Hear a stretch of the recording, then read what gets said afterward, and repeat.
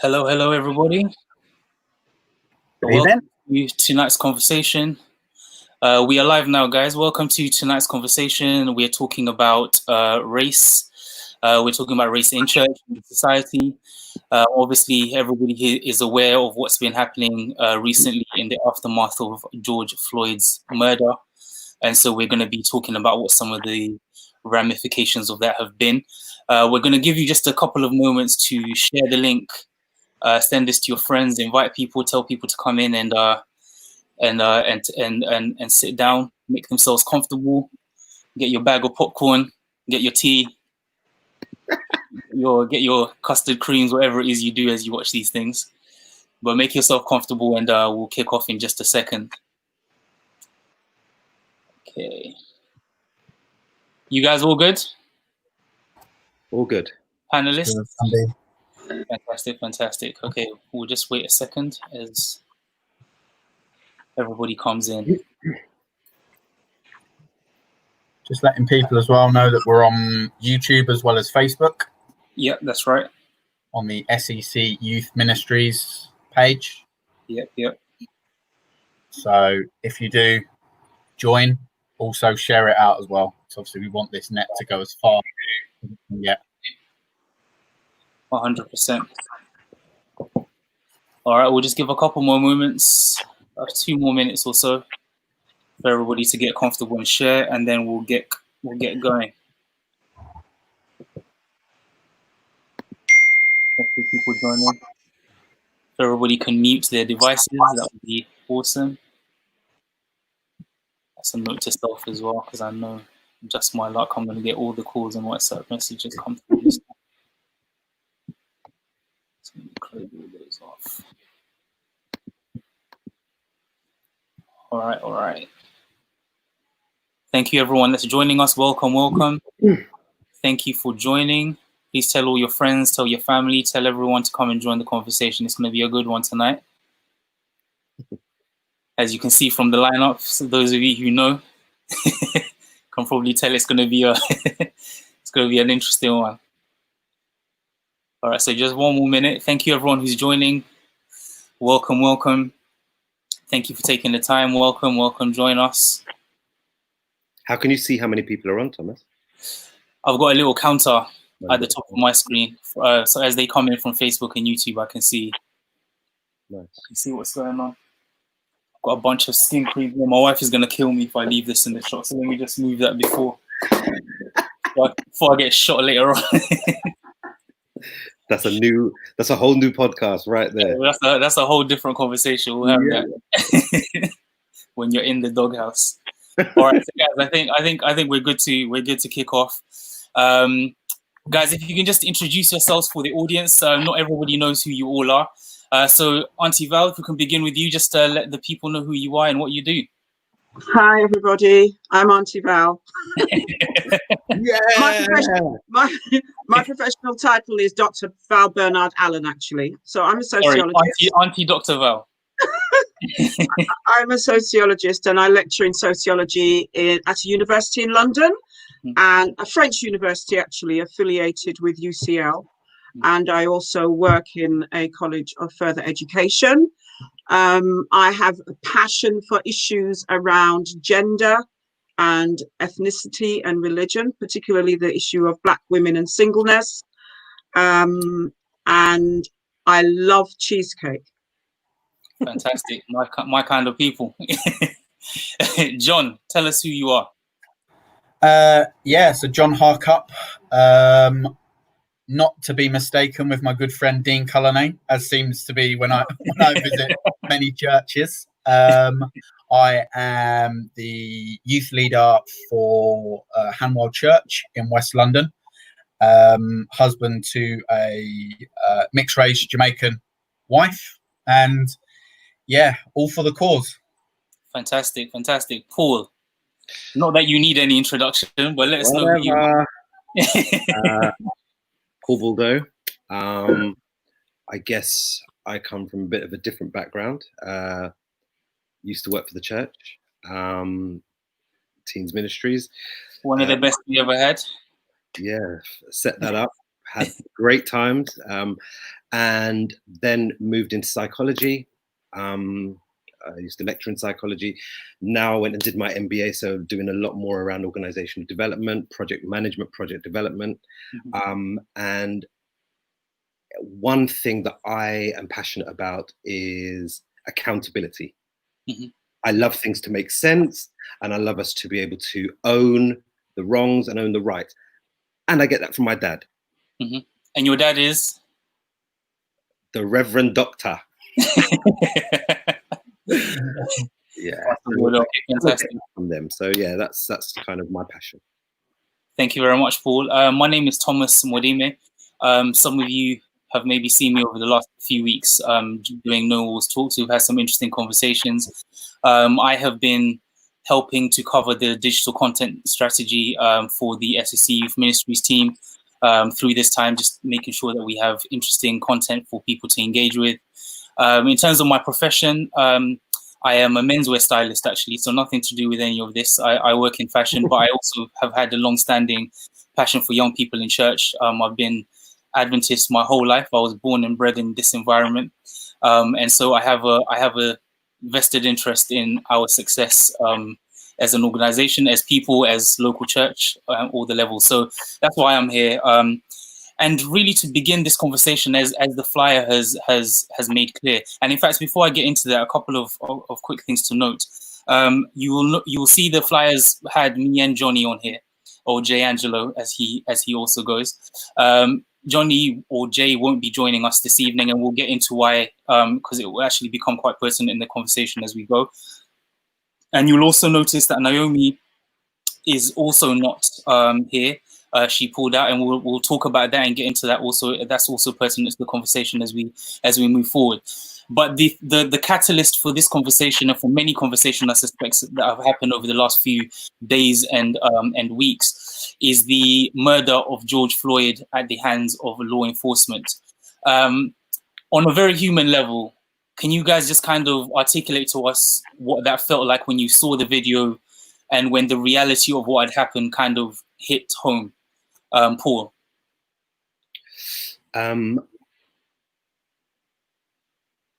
You go certainly I went through a bit of a journey. Yeah. Shock, yeah.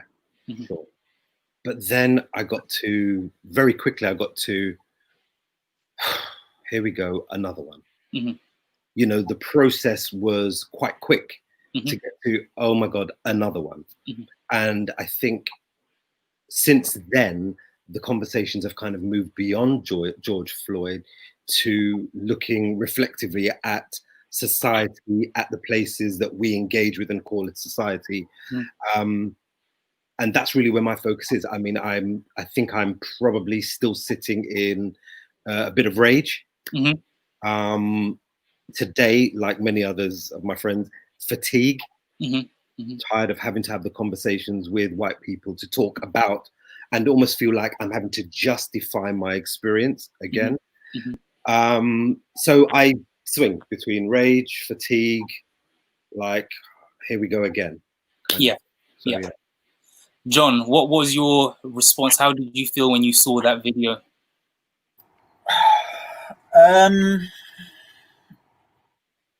Firstly, it was just shock, really, that an officer would literally be almost in some sort of daze or possession to just completely dismiss what this person, it's a person at the end of it, is saying, begging for them. Then when you hear George asking for his mum, and the people on the sidewalk literally like, dude, you are on his neck. He cannot breathe. His officers are literally just stood there watching it happen. None of them, for whatever reason, only they will know, did nothing in this. And that was what struck me the most, is that much like, I mean, in the coming weeks since, I mean, I had Auntie Val, Dr. Val, I do apologise. No, you can call me Auntie, we were on a very lively chat with Balham Church last Sunday, actually. And after that conversation, I spoke about my feelings about it, and how, as a white male, I was seeing lots of things come out, especially from the likes of Andrew Fuller, who's extremely, outspoken, but says it how it is. My news feeds were filling up with, lots of people's feelings, and I knew that I wanted to say or do something, but I did not know how to articulate what I wanted to say. And after a quite frank discussion with my wife, it kind of allowed me to articulate how I wanted to say the things I wanted to say, including that, I held my hands up and said that as by me not standing up for this sooner, I am part of the problem. But I know that I want to be a part of the solution as well.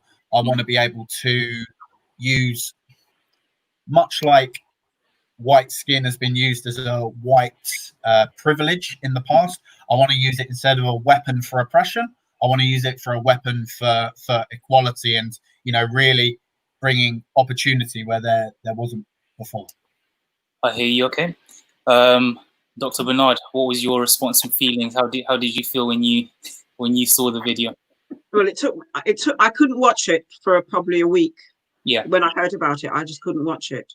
And when I did, I mean, I've cried every day. Even today, I was crying because I saw his brother at Congress. I think he was talking to the politicians. And, he was just saying, my big brother's gone. And, it's just this very ordinary black man that, and the way in which society sort of exaggerates black masculinity and all of that. And you just get this picture of this ordinary, loving, complex character like everybody else.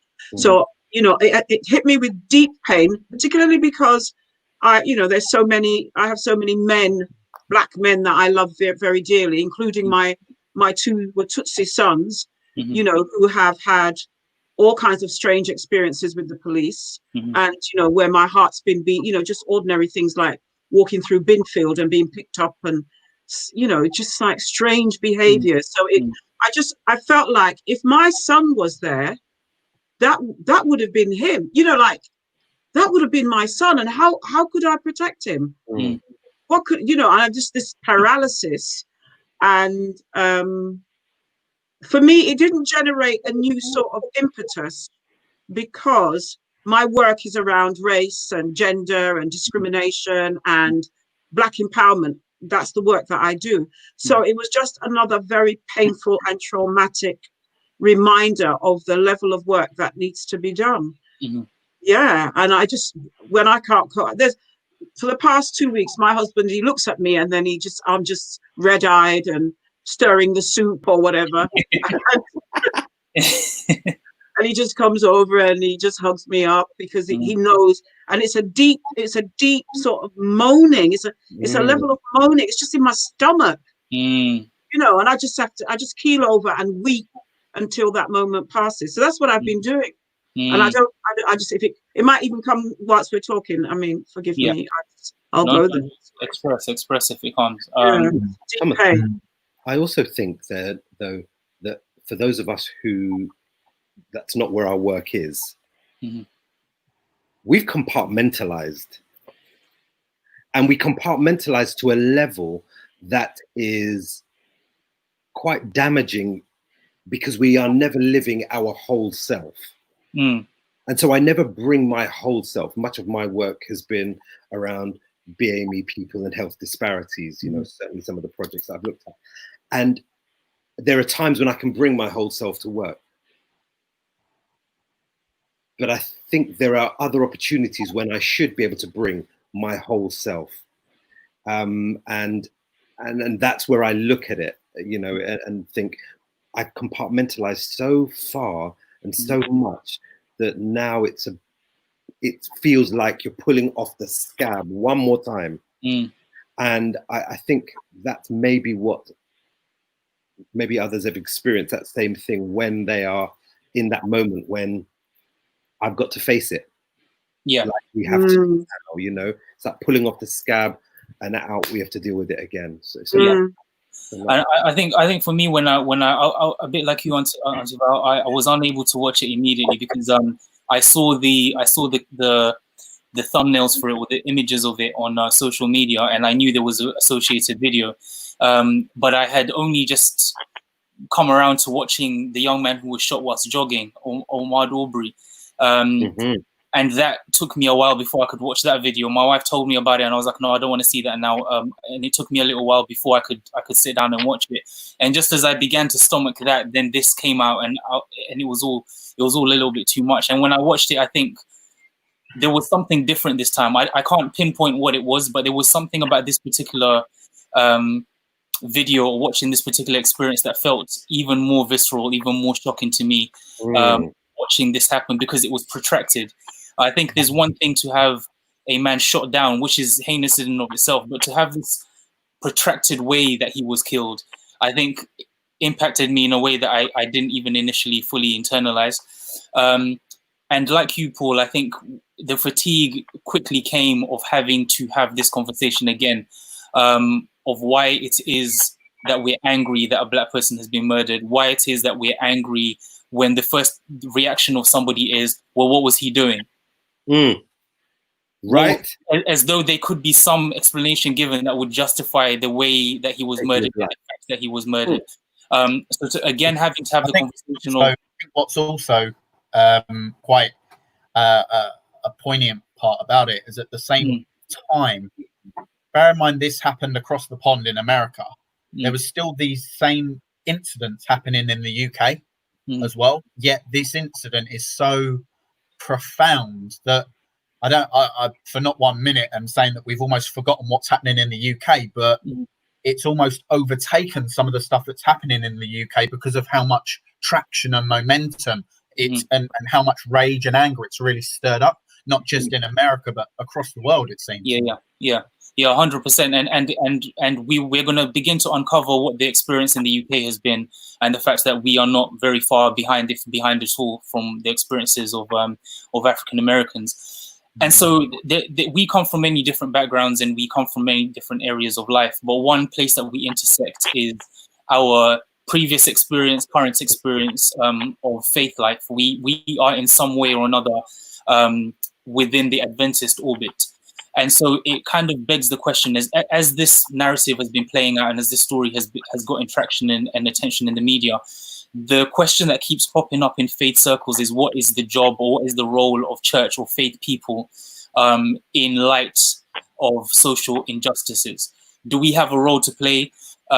It's very easy for us as faith people to just say, well, to give some kind of spiritual trope and to put some kind of spiritual plaster on it and just say, we'll pray about it. And, God will address this when he finally comes back. And much to many of our dismay, many of our church leaders has followed the same kind of line of reasoning. There's been a lot of statements that have come out that are basically, when you distill the content, is it's not our job to be involved in this, Jesus is coming, which has not gone down well with many segments of our church who recognize that we do have some kind of role. But in your minds, can you just articulate to me on some level in your mind what you feel our role is? Not just as black people, but as people of faith. Do we have a role, Auntie Val? Well, it's interesting for me that Christianity has been the conduit through which narratives of inequality have been justified. It has really helped to plant certain seeds, particularly around, I think, gender and definitely ethnicity. Yeah, people would say sexuality as well. Yeah, but in terms of ethnicity, like that, I don't know if anybody here can remember the curse of Ham. That's a very strong narrative. So okay. So Paul remembers it. The curse of Ham. The first time, so it's when Noah gets drunk and he curses one of his sons, he curses Ham, his son, but he curses Ham's one of his one of his descendants, you know, he goes forward and says Canaan will be cursed. But that curse has been taken up by Jewish mythology and Christianity as well, because he says you will be servants of servants. So this has been a very powerful lie that even it really has contemporary resonance, because people still say it to try and explain what has happened in the lives of people of African descent. I've heard many Black people saying it. I mean, I've read it in literature, but it comes out of the mouths of Black people like, well, we're cursed people. Yeah. You know, so that's it. And they got that from Europeans who use that to subjugate them. That's right. Yeah, so certainly. So there are other terrible ways in which the church has, through its silence and also intentionally, placed certain racialized negative seeds, which have been taken up by societies, because European societies used to be religious, and now they're becoming secular, or that's the debate anyway. That's another debate. But let's say generally the everyday person says that Europe is now increasingly secular. So they're giving up a lot of these myths and whatever in the secular societies, but the religious societies, communities have not done the work and taken their responsibility for that seed that Christianity was very actively planting through missionary work, which enabled the exploitation of Africa and people, you know, people of color all over the world. You know, so definitely, there is a massive responsibility. So a lot of people are looking to the churches now to say something, you know, and they are pointing to the churches and saying, well, you started it. So historically, you guys started it and you said it was God's will. It's just, it's resonated in secular society. And obviously, if you have a society, speaking as a sociologist, if you have a society with an idea, with an ideology, with a narrative, that narrative will be entrenched within its policies, within its social behaviors, in its structures, in its history. It finds it's rooted. But if it started with as a religious narrative, then religious people have that responsibility to undo it. Yeah. I also think there's a bizarre moment that's occurred, because I've noticed that Black and brown bodies, people like us, our lives and death have become politicized, but also been situated within religion also. So it's almost like, well, it's not my problem, you know, God will sort it out. And so therefore it means invariably I don't need to do anything. And I think that too is another way that we've demonstrated the lack of value for Black and brown people.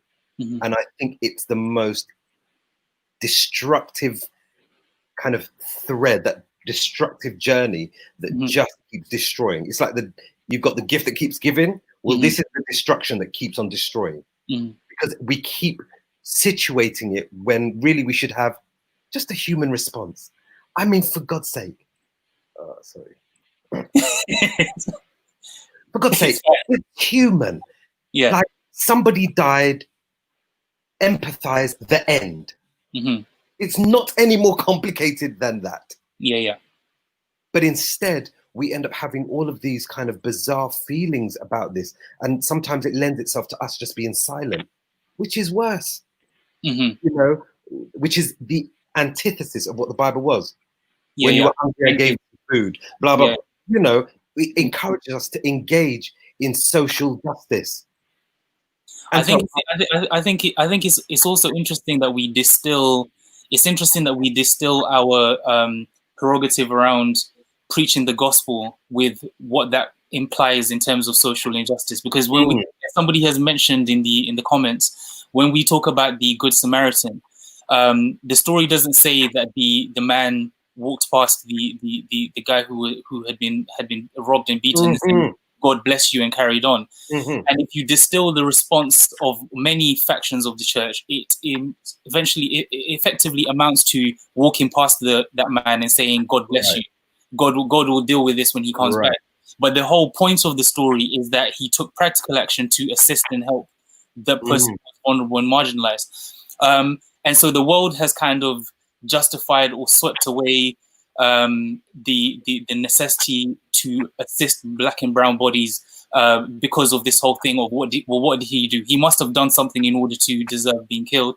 And in the church, we've distanced ourselves from any human response by saying, well, God is coming, therefore we don't need to do anything. John, what are your reflections on potentially the role of faith groups and you as a Christian in responding to social injustices?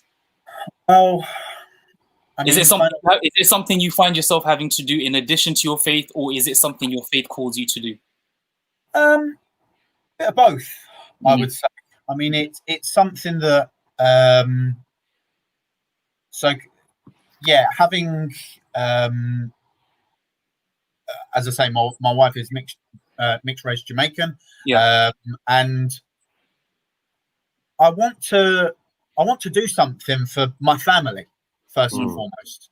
I want to do something. When even yesterday we had a family Zoom call, and some of the grandkids actually did a presentation on Black Lives Matter, and only probably, what was it, Laura, maybe 2 months ago, 3 of them, 2 Black boys and one is mixed race, James mixed race, so looks like a white boy.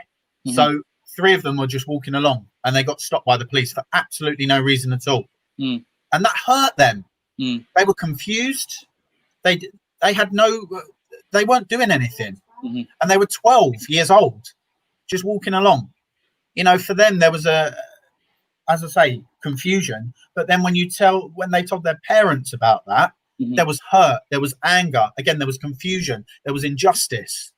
All these mixed emotions came together for them at the same time. And for me, what is that going to leave these 12-year-old boys with growing up in society, where they have that, where, well, what happens if next time I'm walking along and a police officer stops me? What do I do then? Do I just say nothing because I don't know, I might get shot, or I might get my neck stamped on, or whatever? Or do I fight back? Do I, be aggressive because doing nothing hasn't worked? So I want to be there for my family. As a youth leader, I want to be there for my youth, for my church family, for the wider, I also feel that, I mean, the Bible speaks about it. Ellen G. White speaks about it, about how we have to stand up for bigotry. We cannot stay silent for that. We have to say something as a church, because if we don't say it, who else is going to? Why can't it come from us? Who, we believe as a faith group, we have the truth written for us, and countless accounts within the Bible of doing the right thing, standing up for oppression. Why are we not living that message today? Why are we quite happy to read a couple of Bible verses and post it out on social media? Where are we out on our street corners? Where are we integrating with our communities? Where are we at the forefront of these battles? Why are we, in some ways, the problem for these battles, for these oppressions, for this systemic racism? It's hurtful, but I mean, I've not grown up in the church. I've been in the church through my wife Laura since 2012, and even in my short time in the church, I've witnessed what's the right word to use here? Favoritism, perhaps, being certainly for me as a white guy in the Seventh-day Adventist Church. I'm a minority. Certainly the cultural differences to my everyday world are certainly a lot different. I have to basically adapt and learn from those cultural differences, but I certainly can see how that has triggered differences and arguments and the situation where we are today, because people are forced into, it's either my way or the highway. So we'll come to that in just a moment, and I hear what you're saying. I wanted to kind of go in a little bit to what you had previously said in your introduction about struggling with what to say and how to respond. As not only a person of faith, but a white person of faith in this community, what has your experience been around that fear of saying? So you want to empathize, you want to show solidarity, but what has your fear been around saying the wrong thing, or maybe saying something that wasn't quite right? Yeah, so I mean, to give a little bit of a background, I've not brief backgrounds, John. A brief one. I've not suffered from racism myself. I have suffered from bullying for the color of my hair. My family were outcast within our street for years, my whole childhood, because my mom was from Liverpool. No other reason than that. So we had, bullets through the windows, car vandalized, that sort of thing. So I can sympathize, but I can't empathize because I've not been there. However, I myself, I believe I have suffered from it. So I, in a strange way, have some of those feelings of wanting equality, because for me and my family had done nothing wrong. Why are we being oppressed for this? Going to the point you make about being scared about what to say,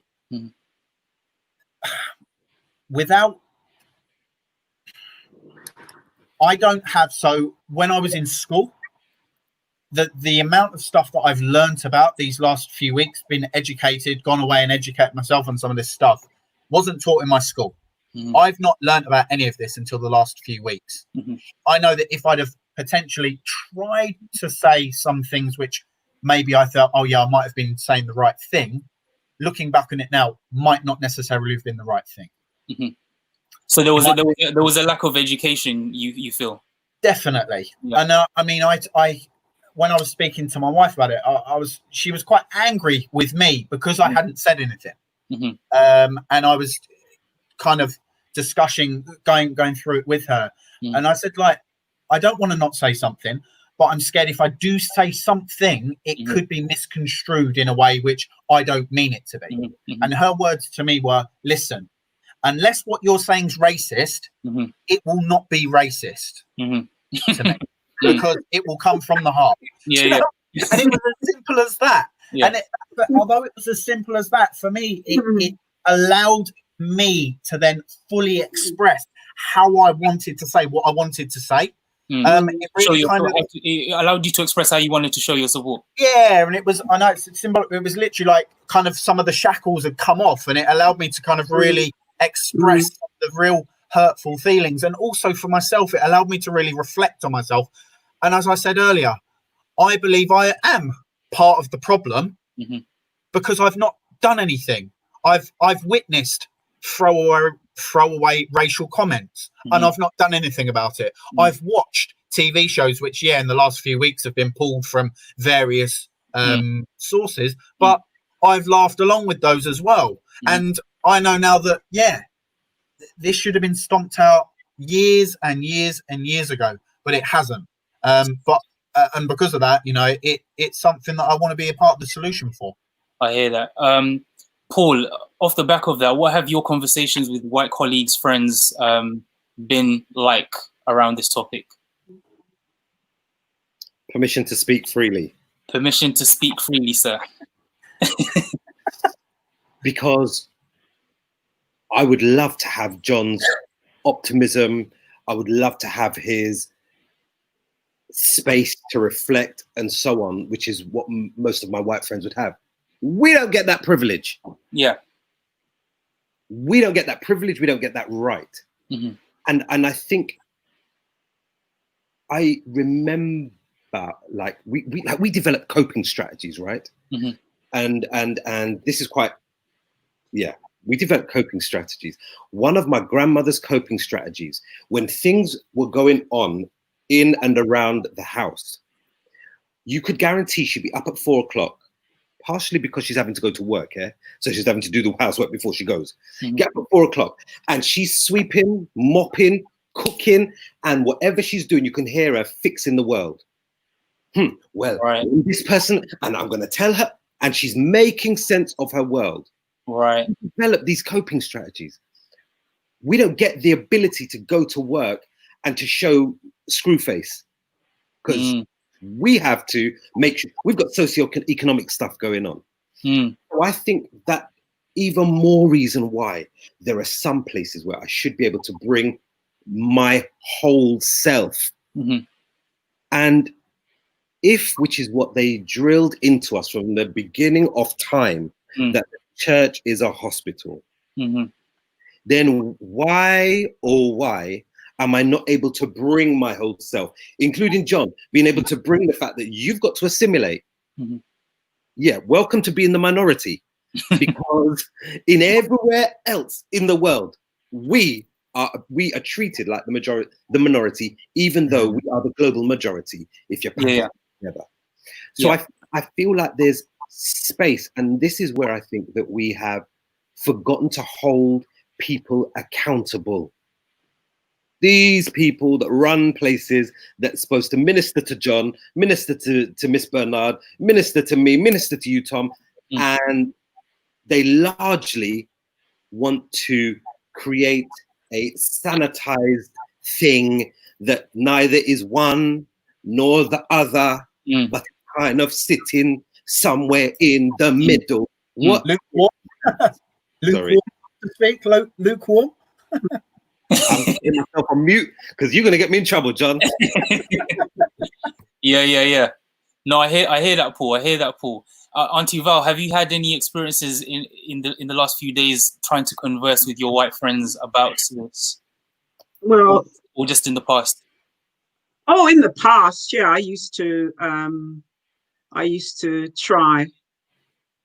And no, I don't. I made a decision for my own mental and physical health that I would no longer push, because you can push, and plead, and you may lose 5 years of your human resource, or you can turn the other way and use a 10% of that energy and run 1,000 miles. And that's what I decided to do. And when I made that decision, the world became a beautiful place. It became a beautiful place. It's like, wow, I don't have to, I just think, well, they have an issue. And, if my close friends want to talk about it, I will, but I don't have that need. You see, I'm not into, if you look at when Caribbean people came here in the 50s and 60s and 70s, when that period, one of the things that drove them, they were coming to the motherland, and they have in their sort of cultural DNA kit, integration. They're really into integration.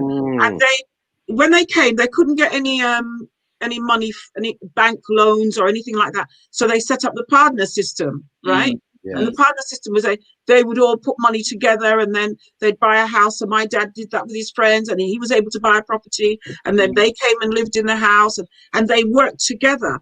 But you know what? It's really a fantastic sort of like energy, very sort of, they call it trust, because they had to trust each other. And some people were not trustworthy. But the fact is that they were able to build an economic base. But they were not intentionally trying to be together. That is one of the things I've discovered. They were forced to integrate, to come together. You see what I mean? But really, once they got the house and their kids got the education, and the whole narrative emerged, now we need to integrate. And then so they move that way, we move that way. They move that way, we move. We just sort of think that wherever our white brothers and sisters or friends are, we should, being with them is improvement. It's a lot of human resource. It's a lot of energy, because you're always, 9 times out of 10, the door closes, and you have to push and plead and show them, and then eventually, all right then, and they let you in, and sometimes you have a fantastic time. But what you have lost from your life force, is you're the one doing the pushing. So I don't do that anymore. I want to live my life, and I want to smell the daffodils like everybody else. I am very much, as I said, into empowerment. So my work is about empowerment. And I think that what needs to happen with our white brothers and sisters is that they need empowerment. They're broken. They're broken in that thing that they do. They're broken in their privilege. They're broken. I was reading an article the other day by some scholar, and he was making the point that Black people are seen as contaminating spaces. When we come into a space, we contaminate it. House prices go down, ghettos emerge, things don't have the same value. That is how a lot of sort of the culture of sort of England in particular sees us. And we need to stop, it's about building ourselves. That's where that's social justice to me. We need to invest our life forces in leaving a legacy for our children. That's so important for me. So sorry, Paul, and then I'll make a point. Sorry. So there is that moment of empowerment. I get it. But then even within the empowerment, there's a dynamic, because there's you, and then there's your white friends. There's me, and then my white friends, if we're talking about race. And while some will understand it and make sense of it and go and understand a different perspective, there is also the other side, whereby, I mean, the conversations that I've had this week, over the last few weeks, where I've had to call it white laziness. Because actually, you don't know where to start. You have the same Google that I have. You know what I mean? We've got the same access to, in fact, you've got great access to resources than I do. So with all due respect, which is what I've been doing over the last few days, I've been like, I can't put my own emotions aside to be able to help you with giving you some kind of absolution. My name is not Paul the Pope. I'm just going to let you sit. I'm just going to let you sit in yours while I look after me. Absolutely. And then maybe tomorrow I'll stand up to come again, but maybe I won't. And I think, what, Paul? Yes, mate. To kind of jump in there as well, I've kind of done the opposite with that, in that I've been quite challenging to some of my white friends. I've had about 3 or 4 conversations already this week, where, for example, using quite in the news one, the Winston Churchill monument was defaced, and I've seen statuses friends have shared where they're condemning the graffiti artist, which myself, I would also condemn the act of defacing a monument, because it is a crime, although I completely get why it has been done. My friend was claiming that the people who did it needed to be thrown in jail, and that those calling Winston Churchill a racist, I quote, need to do their research.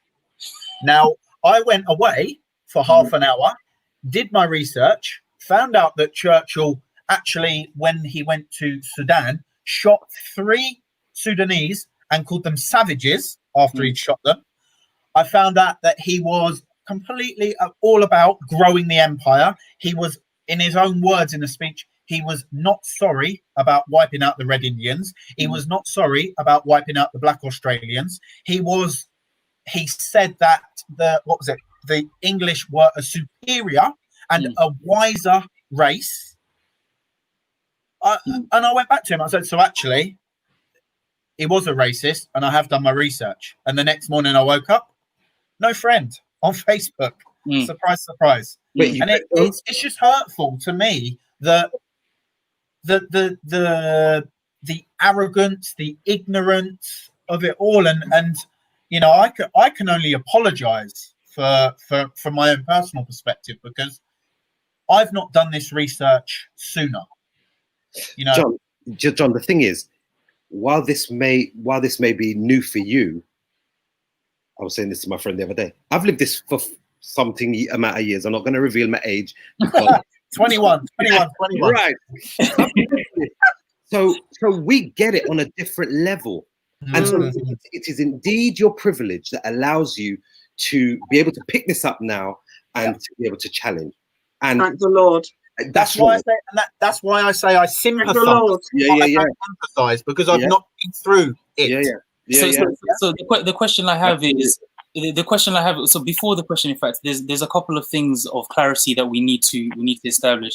When I asked the question, the church, I should have made the clarification. We obviously, there's people listening from all different kinds of contexts. What do we mean when we say the church? We're obviously talking in a British context, and so when we're talking about the church, we mean several layers of organization, from the Trans-European Division, which is the big European umbrella, and then we come down to the British Union Conference and the missions, and then the North England Conference and South England Conference. So we have the conferences, the established organization, and then we also have the local church, and then we also have this fairly kind of Pauline idea of the church, which is you and I, the individual being the church. And so depending on which kind of angle of the conversation we're in, we mean any one of those three things, and we'll clarify as we move. So when we're talking about what is the church's responsibility, it's on several levels. As individuals, what's our responsibility? Or a local church, what's your responsibility? Organization, what's your responsibility? So I just wanted to make that clarification. But Auntie Val, to go back to what you were talking about, the fatigue that you feel and why you made the decision to not engage in these conversations actively yourself. Where do we put this fatigue? Where do we put, as Paul described it, the rage? Like, where do we put that rage? Yeah. Because when we come to church, a big part of Adventist culture is to be prim and proper and to be everything is okay, and to we have this performative Christianity that we bring to our churches that doesn't allow for the rage to be expressed. And it has other negative and unhealthy ways of manifesting itself. Where do we put this rage? What do we do with the fatigue? Yeah, that's really a very, very important question. I remember reading this guy called Majors. He's a psychologist. He's an African-American psychologist. And he did some research, this was like 20 years ago, on rage. And what he was looking at rage and Black masculinities. And what he interviewed people in prison, religious people, judges, lawyers, all walks of life. And he said they all had the same thing in common, which was rage. Right? That Black men walk around with rage. He exposed that and the impact that has on them psychologically. So, yeah, I mean, I've seen it in my boys. I've seen it bringing up boys and seeing the point where the rage was beginning to emerge. For myself, yeah, the first time I realized how much rage I had, I remember saying to a girlfriend, I wasn't well, and I said to her, I don't know what I've got, but I know that it's associated with rage. And what it was hypothyroidism. And hypothyroidism is when you are so stressed, you're flight or fright.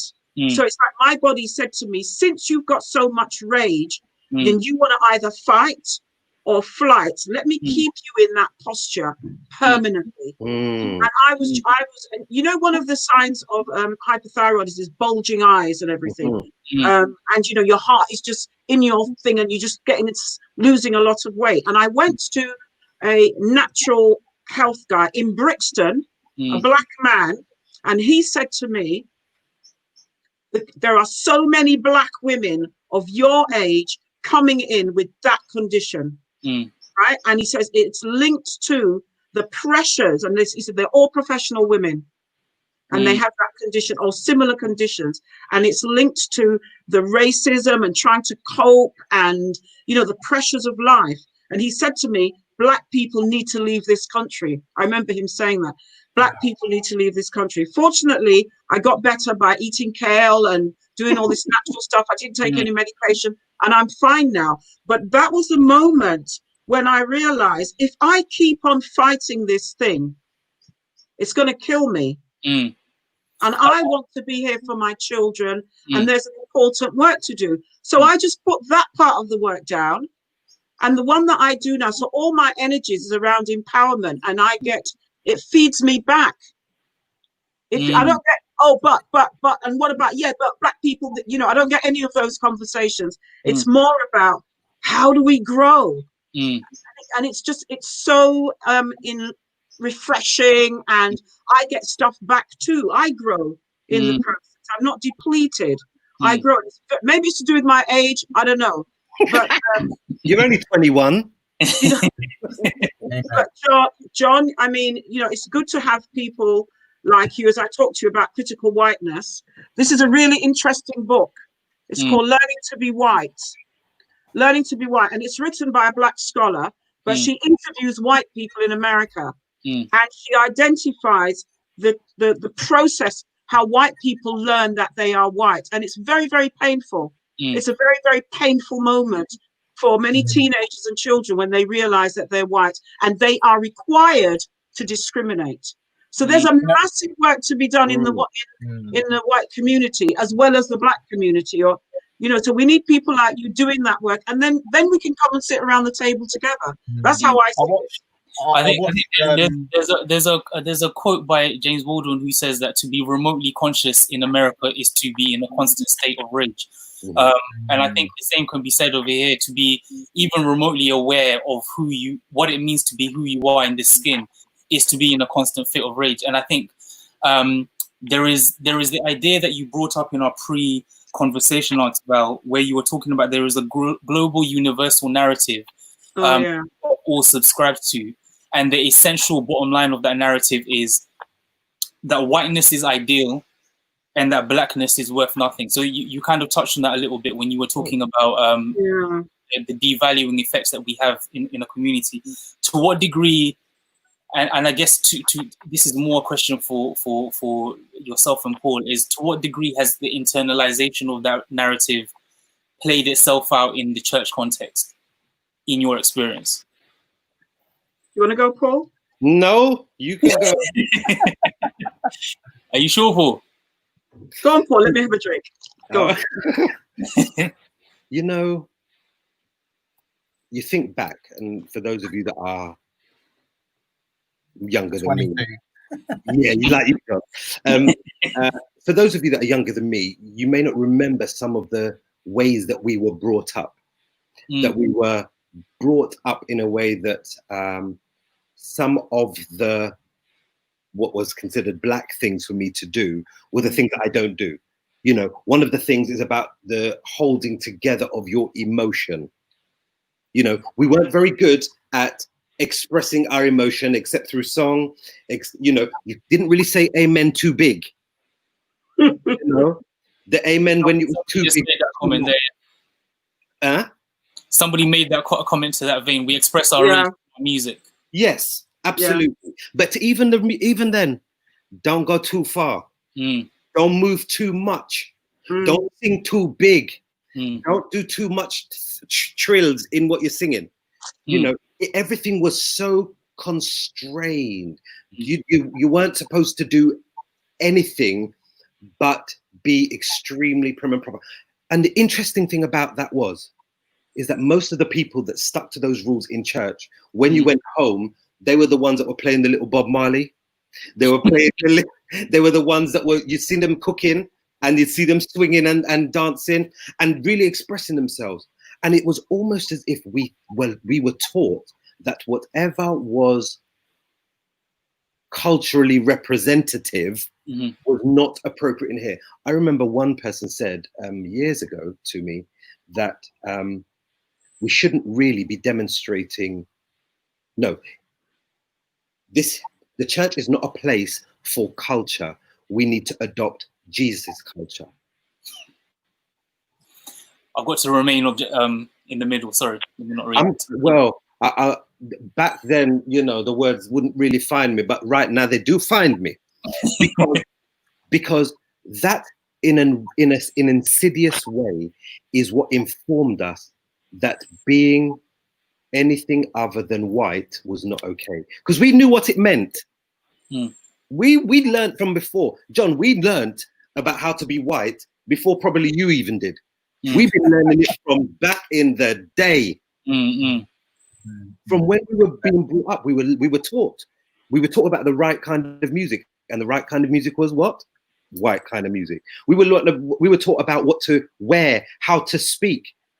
So many of us were put under pressure because we had to pray in a certain way, which was old English. The these and the thous, and it's only the modern one. At the same time, Paul, I mean, it's interesting how from looking in it, the white supremacists. I've seen a comment here where it's white privilege, or is it white supremacy? The white supremacist would go in there and they would cherry pick the bits that they liked about the culture that they were, well, invariably going to take over. They would cherry pick those bits that they would like to integrate, and then they would steamroll the rest. They would wipe away the history. They would wipe away the achievements, the history as well, from what I've seen. Just leaving what? What have they left behind? And so I think it's not written about in history books. Yeah. I think that's this point that Renette brought up is a pertinent point. And we're going to answer that question. But before we get into that, I remember an experience growing up where this guy came over and spoke about something called The Truth About Hip Hop. I don't know if you remember this, Paul. It was like a series that he did. I think is it Ivan Myers? He came and did like a whole series about why hip hop was of the devil, R&B was of the devil, and what we had to throw away all our music. And I remember that all the young people were convicted and chucked all their CDs away. And within about 3 weeks, they went and spent all that money again to go to HMV and buy all the music back again. And it was never really... And I remember thinking about our philosophy around music. And it seemed to me that the music that was white was automatically righteous music and fine for church. And the music that had any kind of black origin was automatic. You had to fight for why that music was acceptable. But the music that had white origin was automatically acceptable. And it came to a head one day when we were at a concert, and there was a band from Newbold. There was a band from somewhere that was playing. They did kind of like a spoken word thing, but over music. You know, you can call it rap, maybe, just for lack of a better way of putting it. And it was really denounced that you shouldn't be doing this. This music is bad. But then when the music gave the vocal band type of country western music, all of a sudden everybody was fine. And I was like, who taught you that country western is gospel music? But if it's a different sound, then all of a sudden it's negative and bad. But I wonder how deeply we've ingested this narrative of white is ideal and black is something else. I mean, music is something that is hugely controversial. Craig Lewis, that's it, yeah.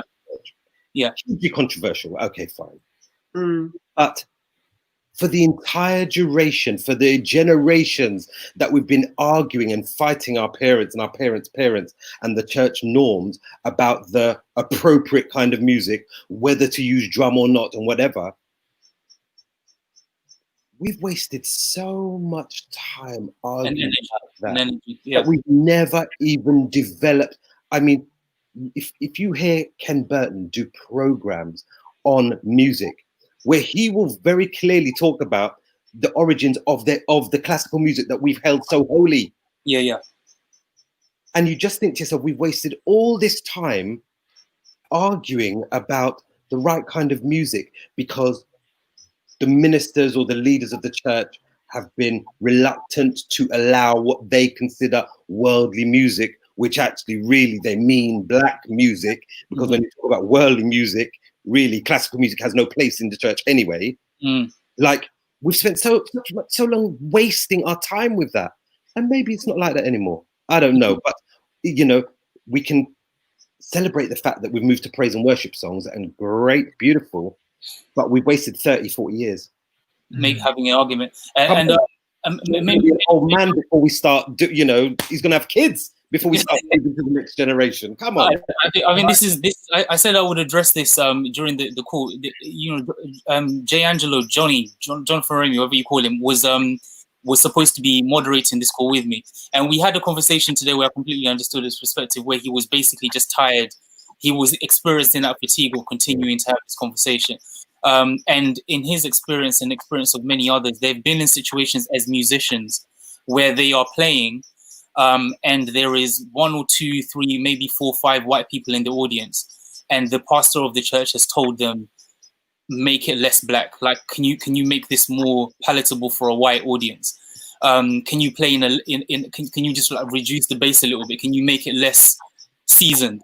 Because we got some white people here, and we don't want them to feel uncomfortable. And it again goes to this idea that we've internalized, that we have to, and I guess this is where some of the conversation has to go, to what degree, and I guess we covered some of this, is whose job is it to bring about the Enlightenment in the minds of white people? Whose job is it to pander to the other in order to help them understand the pain and help them to come to terms with the role that they have played in the pain? And that question reverberates in many different aspects, one of which is this music thing.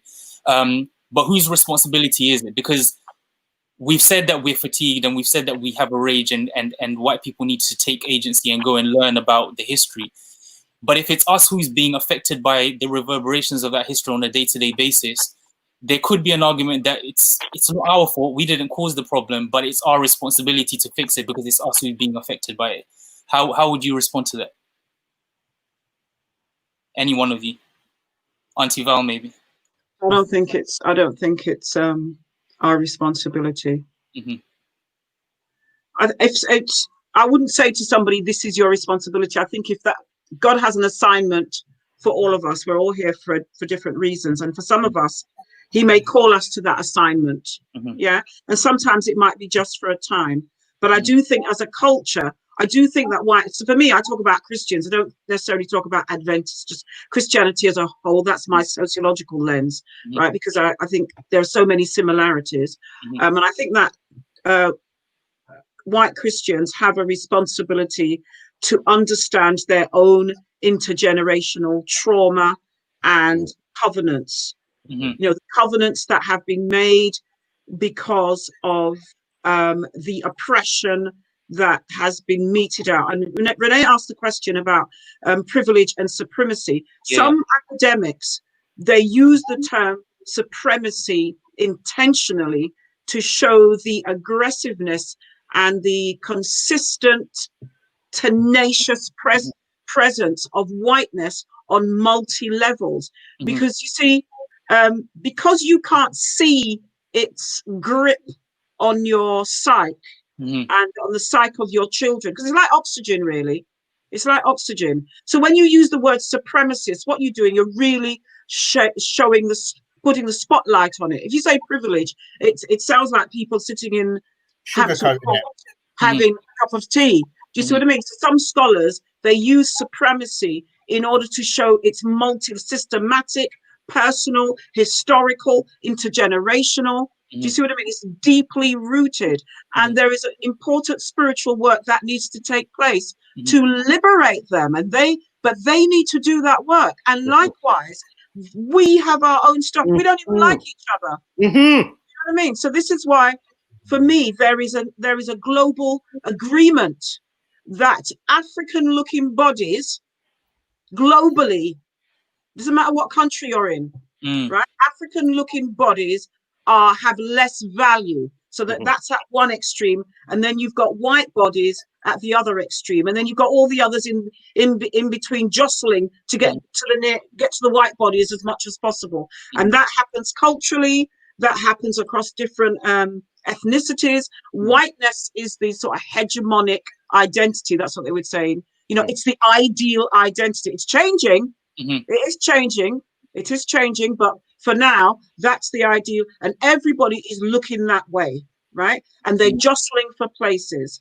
Okay, so I really use the term jostling or infighting, though, because I find that there's different.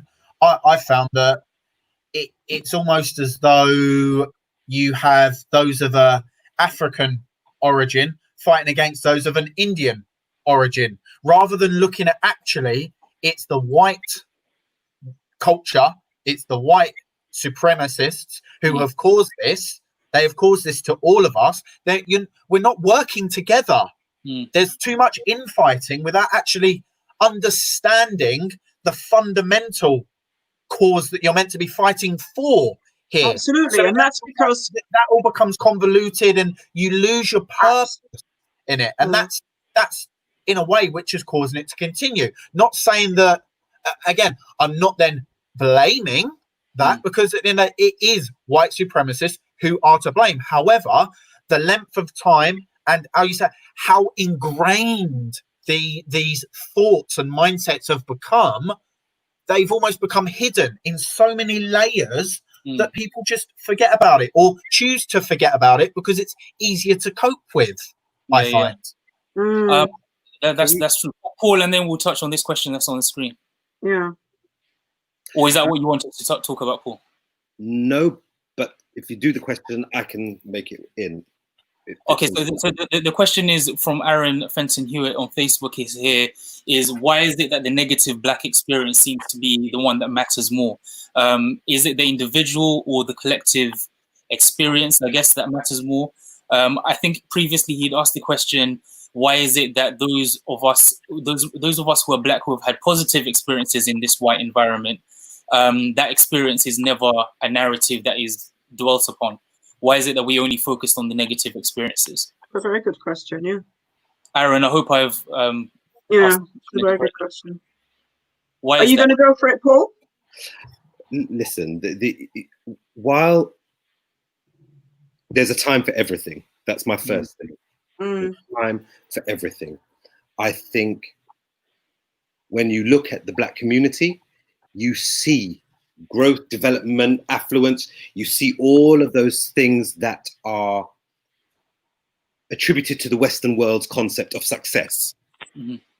However, you also see African, Caribbean people, and I'm just going to keep it within that, or Black people, you also see them holding fast to their faith more. You see them holding fast to their community more and their sense of identity more. So you do see that normally. However, I think what is being described at this moment is the part of us that we have compartmentalized. So being a bit blunt, there is a time to celebrate the success, but there's also a moment when we will have to engage with what is also going on for us as a corporate kind of collective under the term of Black. And I think that's where I'm going to leave it. Auntie Val. There's a time. Yeah, I think absolutely, you know, you can talk about Black success. Absolutely. That is happening. Yes. That is happening, but the gap between, you know, the when you look at westernization, there's been a movement, it depends on what indicators you're using, but in terms of technology and finance and whatever, generally speaking, there's been a movement forward, but the gap between African bodies and white bodies remains the same. So it's like this, it remains the same. So that's something to be looking at and interrogating. The individual agenda, identity. It's a bit like people say to me, why are you doing work on Black women and singleness and you're married? You know, it's like, well, why wouldn't I? Because nearly 70% of my sisters can't get married. It's an issue in our community. It's not about my individual success. Do you see what I mean? So the individual agenda is part of, in sociology, we talk about postmodernism. You may have heard of it. Postmodern society, excessively individualistic. It's emerged as a result of white privilege. It's a way of being or white identity where it's, there's so much success that you can spend time focusing on your own individual identity. It's there. And it should be acknowledged, but you are still part of a group despite technology trying to individualize everybody. And that is why when we saw the knee on that guy's neck, the Black community worldwide, it doesn't matter how individualistic you feel, many people, I would say the majority of us, moaned from our bellies. And that moan signals an intergenerational connection that we need to acknowledge. There is and it's a global connection that we need to acknowledge. And there's so many aspects of our narratives and our experiences as a people that bring us together. And we need to capitalize on that energy and use it to go forward, not to go back and start using it to run training courses. We need to go forward. This is a moment, coronavirus, technology, we can't go anywhere. First time in the history of the world, Black people are sitting down and having a collective conversation. I think it is an awesome and awful moment that we need to capitalize on collectively. And likewise with the white community, they need to be coming together and then we can sit around the table. Yeah. Powerful. So then I fail to understand bearing in mind that my soul agrees with you, I fail to understand how a black-led church and a black majority church are in have not is a better word. not come on, have not engaged in this conversation. And I'll explain why I say that, because despite the fact that many of us, Miss Bernard, groaned from our gut stomach, how is it that this black majority organization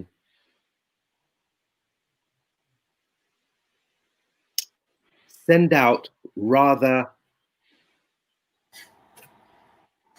token gesture?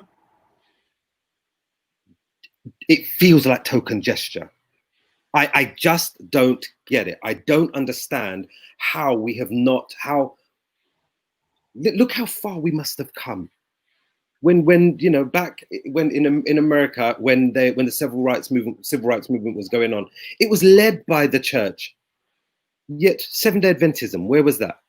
No, they didn't. I think the reason why that is, and in conversation recently with one of my mentors, what has come up and what has really sunk into me is that the issue that has arisen is that if we ask the question, what is the purpose of the church? On an organizational level, our leadership will say it is to preach the gospel of Jesus, because they have to say that. But in reality, it is to preserve the power that the church has. It is to preserve the economic strength that the church has, and it is to preserve a certain reputation that we believe the church has. Whether it's a perceived reputation or reality, that's the role of the organization. The reason why we keep on having loggerheads about this topic, or coming to this difficult moment in the conversation whenever it comes up, is because there is a friction, there is a tension that exists between the organization's desire to want to protect the church's reputation and the humans that are making that decision's ability to recognize that there is a problem racially, and there has been a problem racially. So even when the leadership recognizes that there's a problem with white privilege, to say it would have an impact on the reputation of the church, which is actually really, in reality, their day-to-day business. And the way that filters down into the local church is that if you then go and ask the elder, what is the purpose of the church? What has filtered into our church story is this culture of exceptionalism, or perfectionism, as we've also called it. And that stops us from being able to go into the community and fellowship and gather together with everybody, because it's not gonna assist in this goal of maintaining the image of the church. And so what COVID and BLM has revealed is something that was always there, which is the idea that what put Jesus on the cross is that he mingled with the disenfranchised and those on the peripheries of society, and began to get influence and relevance with them, and then became a threat to the powers that existed, and they put him on the cross for that reason. I think because we have a very theology-heavy reasoning for the cross, we miss Christ's interventions in social justice. So we will say he died for our sins, and on a theological level, that's true. But Rome didn't have a meeting and say, let's kill him for their sins. That's not what put him on the cross. What put him on the cross was social justice. Was because he was out on the streets with the disenfranchised and with the poor and with the weak and with the voiceless, and he was gaining relevance with them. And I think the fact that we have become so theology heavy is what allows us to enter a COVID situation and not even recognize the moment. Can I say as well, though, we don't even recognize the moment because we're trying to look for theological paths of conversation and not understanding that there is a social justice moment for us to fully be engaged in. We also need to recognize, I think, that, as you say, Rome at that time, there was a real threat of their power control crumbling, absolutely crumbling. It's been throughout from the Bible. It's been from the very beginning, a want of power, And once they have power, they do not want to give up that power. You look at King Saul, how when he saw that the threat of David, even though David was, told he was going to be the successor, he did not want to give up that power, even to the point where he was abusing his own power to keep it.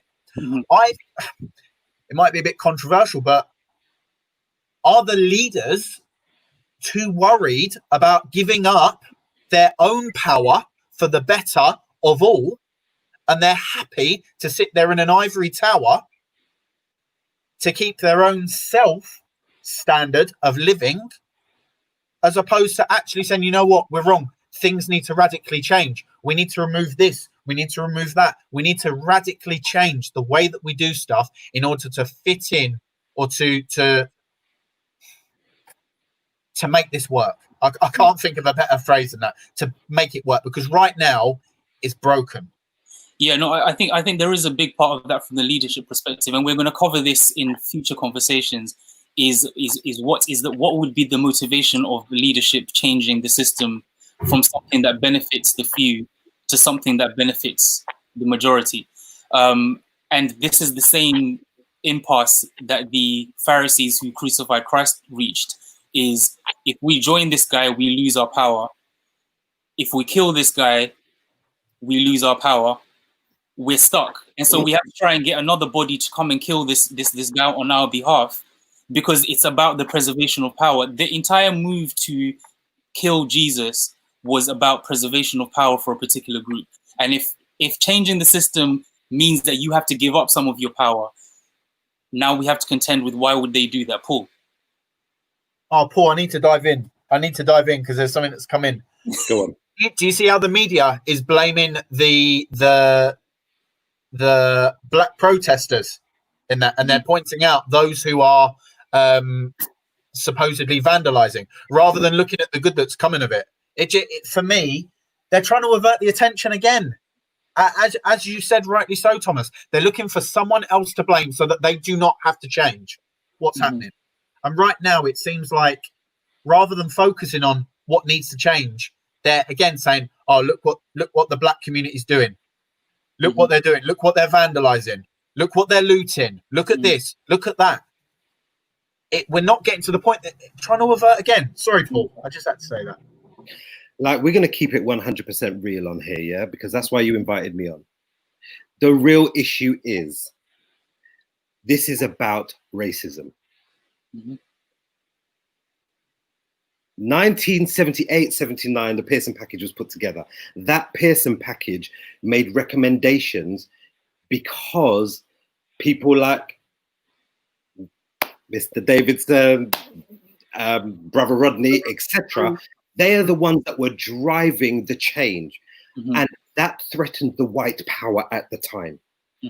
So they decided to come up with this idea where we'd get one black, and every so often you'd promote a black. And in fact, let me read you the wording.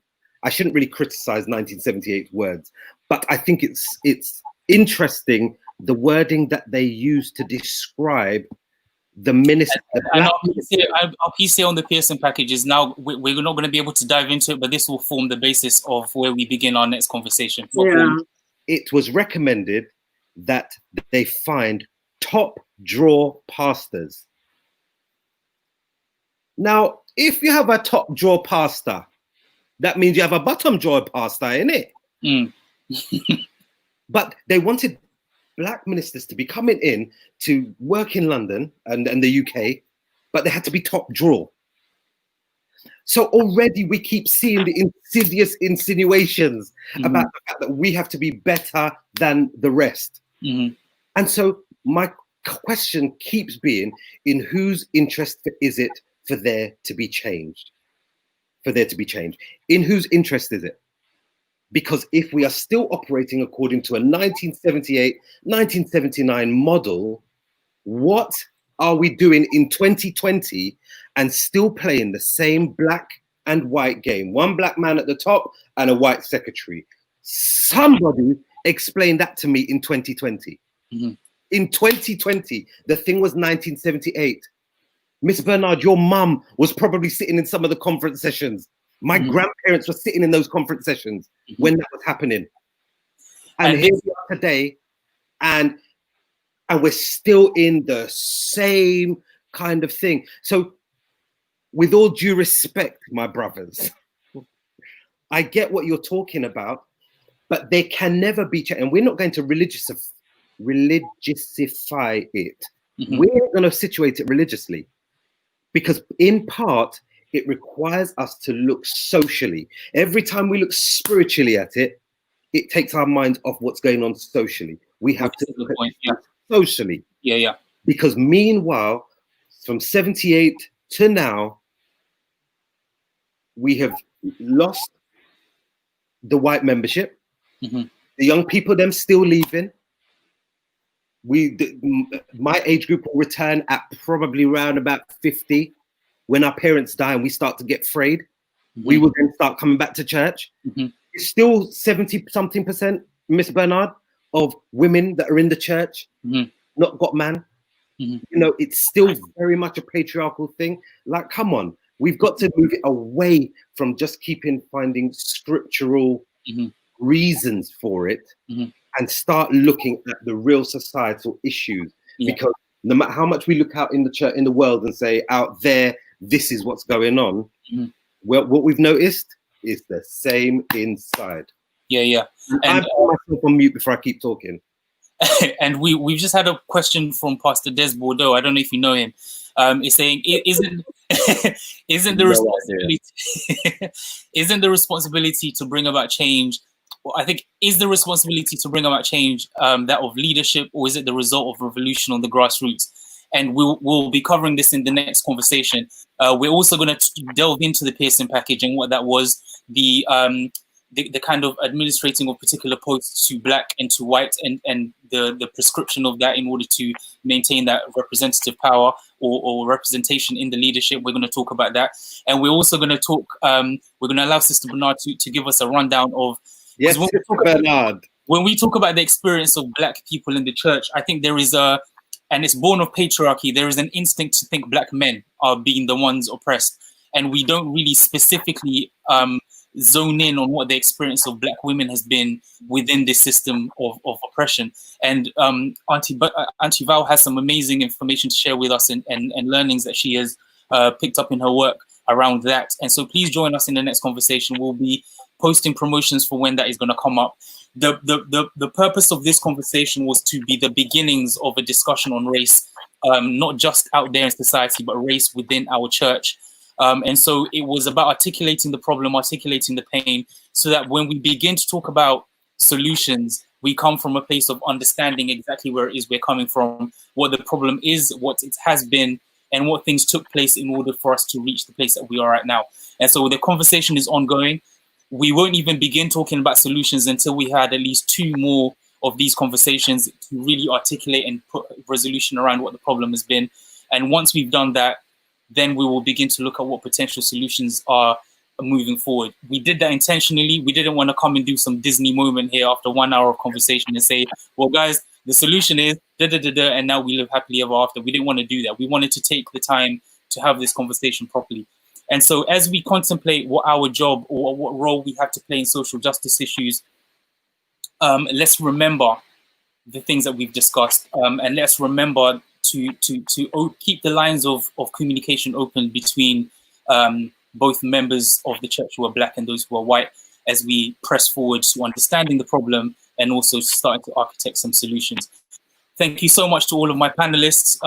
Excellent expertise and perspective and articulation as always. There will be more people joining this conversation next time. Some of them couldn't join due to being furloughed.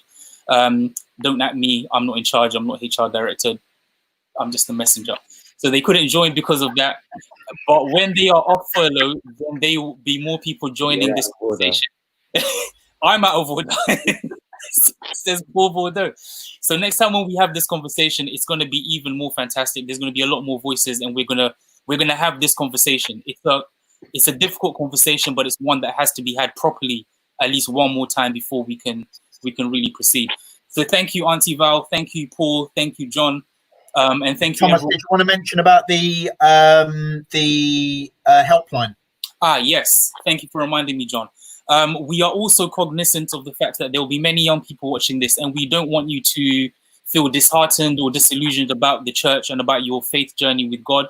And so if discussing any of the things that we are discussing is bringing you to a place where you find yourself questioning the fundamental relevance or necessity for your faith life or your relationship with God, or even your relationship with the church, we don't want to just leave you in a vacuum. Please reach out to us in the youth department. We are working hard to create something called a wellness call.